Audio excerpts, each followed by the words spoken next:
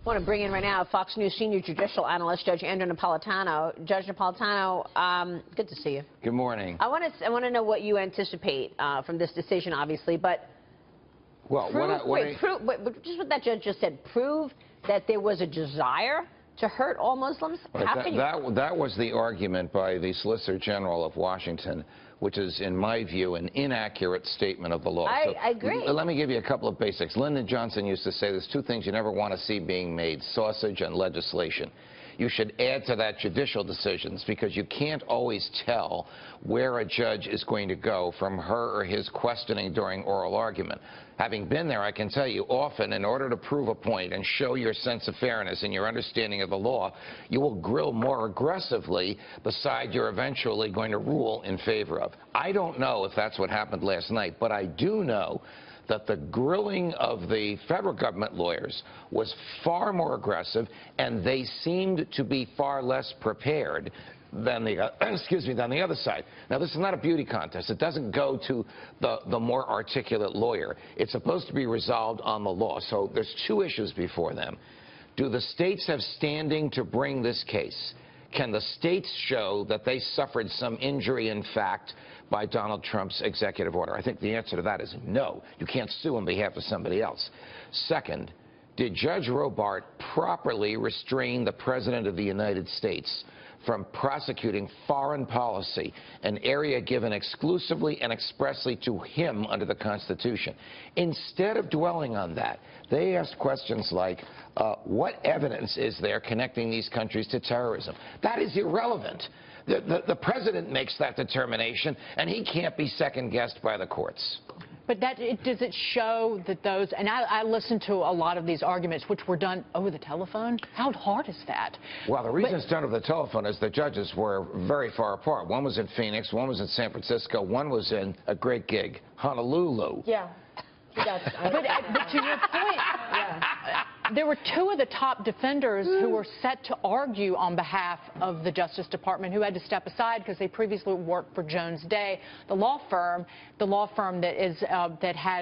was working on the opposing the travel ban. Well, that's the law firm that Donald Trump hired before he was the President of the United States and before he had the Justice Department to write these executive orders for him. And apparently this law firm, we don't know the human beings involved, advised him as President-elect, this is what we suggest you sign once you're sworn in.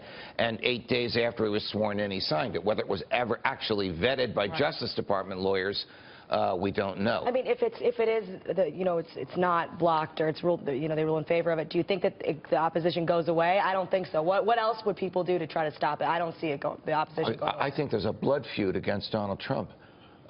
From the left, growing in volume, I know that's growing in size, that hates almost everything he does. Yeah. Not only is he doing what he promised to do, he's doing what the statute precisely authorizes him to do, to suspend immigration for national security purposes, not based on free speech, not based on religion, but based on place of origin. It's crystal clear in the law he can do this. And I also don't understand how the judge representing Washington State could say that there was a desire to hurt Muslims, generally speaking. I don't know how you get there. You don't know anyone's desire. I mean, how do you get there? Right. I have probably participated in thousands of oral arguments as either a lawyer or a judge, and I have never heard one where comments made during a political campaign were suggested as evidence. So they took words used by Donald Trump candidate, Rudy Giuliani, introducing Donald Trump, and claimed that those words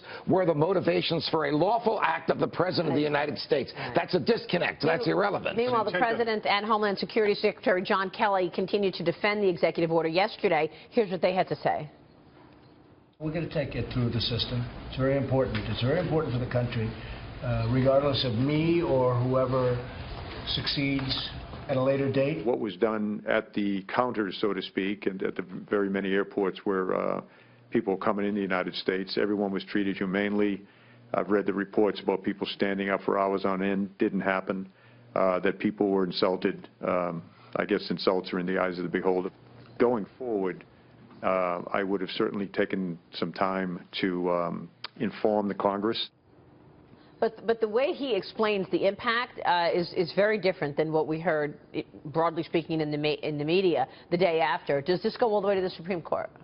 Well, yes and no. If the president loses, if this three-judge panel decides to keep the temporary restraining order in place, the temporary restraining order trumping, so to speak, the president's executive order, I think the president has to go to the Supreme Court to uphold the dignity and the authority of the presidency.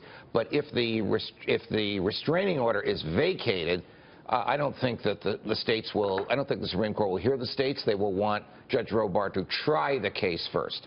Supreme Court does not like to get involved in the earliest stages of a case unless somebody is frustrating one of the branches of government, as this judge is frustrating the foreign policy of the president. That makes sense. Judge, you touched on something about intent. Intent doesn't matter in this instance, right? The president's authority is his judgment to exercise it in any way he chooses to, as long as it's consistent with our Constitution. I think and I thought he made a great argument, but I think he threw a curveball. This is the solicitor for the state of Washington, the lawyer representing the state of Washington, when he made the argument that you just so nicely summarized. Intent does come into play, but not in immigration. Intent comes into play when you write a statute that looks like it's fair in its face, but you really want to discriminate against people because of race, say in voter ID or in gerrymandering. But when the president prosecutes foreign policy, his intent is irrelevant. It's his determination and his determination alone how to keep the nation safe. And it is that determination with which this federal judge is interfering.